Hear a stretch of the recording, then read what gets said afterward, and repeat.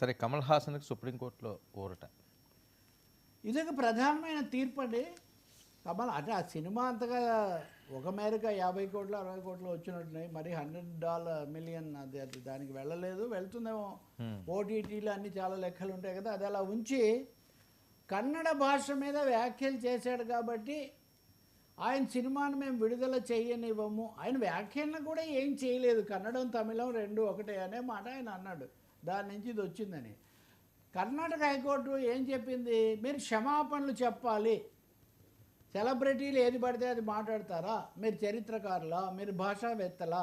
మీరు ఎందుకు ఇలా మాట్లాడారు? మీరు క్షమాపణ చెప్పడానికి మీకు భేషజం ఏంటి అని మిగతా వాళ్ళు అంటాం. సరే, కర్ణాటక హైకోర్టు అంది కాబట్టి ఆ సినిమా విడుదల చెయ్యము అని వాళ్ళందరూ మాట్లాడితే ఒక విధంగా హైకోర్టు వాళ్ళకి అనుకూలంగా తీసుకుంది.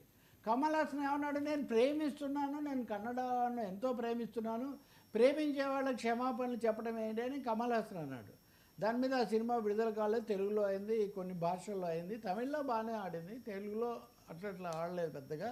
ఈ సమయంలో కన్నడ దాని మీద వాళ్ళు సుప్రీంకోర్టుకి వెళ్ళారు. హైకోర్టును ఏమని తెలుసా సుప్రీంకోర్టు, మీకేం సంబంధం అసలు అని చెప్పింది. క్షమాపణలు చెప్పడానికి మీరెవరండి? Who are you? It is none of your business to seek an apology from Kamal Haasan అని చాలా స్పష్టంగా సుప్రీంకోర్టు చెప్పడం అన్నది, ఇది ఒక కమల్ హాసన్ కోసం, థగ్ లైఫ్ కోసమే కాదు, భారతదేశంలో ఈరోజు ఉన్నటువంటి ఒక విధమైన థ్రెటనింగ్, ఇంటిమిడేటింగ్, ప్రతి దానికి కూడా మీరు క్షమాపణలు చెప్పాలి, ముక్కు నేలకు రాయాలి, లేకపోతే అక్కడెక్కడ దేవత దగ్గరికి వచ్చి ప్రమాణం చేయాలి, ఇలాంటి ఇవి చేస్తున్నారే, లేకపోతే అడుగు పెట్టనివ్వం, లేకపోతే కాలు కదపనివ్వం. వీటికి సుప్రీంకోర్టు బ్రహ్మాండమైన శాస్తి చేసింది, పెద్ద గుణపాఠం చెప్పింది. ఎవరికో కాకుండా అసలు వాళ్ళ న్యాయ వ్యవస్థలో ఉన్నత న్యాయస్థానానికే చెప్పింది, it is none of your business. ఆ సినిమాను విడుదల చేయండి. కర్ణాటక రాష్ట్ర ప్రభుత్వం కూడా ఈ విషయంలో ఏం చర్యలు తీసుకుంటుందో మాకు నివేదించాలి.